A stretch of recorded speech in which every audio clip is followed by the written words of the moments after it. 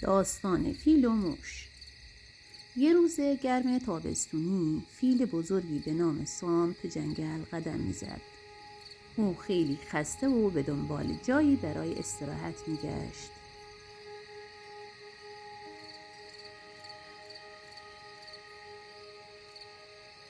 ناگهان موش کوچکی دید که زیر درخت نشسته. موش به سام گفت: سلام فیل بزرگ، میتونم سوارت شم؟ سام گفت: البته، بپر بالا. موش پرید رو سام. سام به یک رودخونه رسید و خواست آب بخوره. موش رو از رو پشتش برداشت و به ساحل نشوند.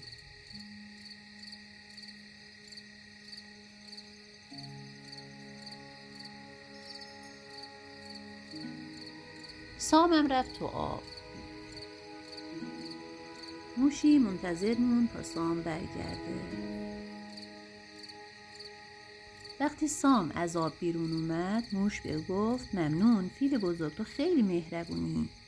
سام گفت: خواهش میکنم موش کوچک، خوشحالم که تونستم کمکت کنم. موش و سام به راه خودشون ادامه دادن.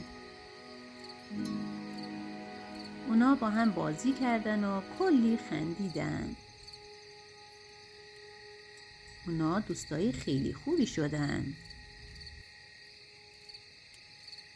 بعد از کلی بازی، موش به سمت جنگل رفت و فیل به سمت رودخونه.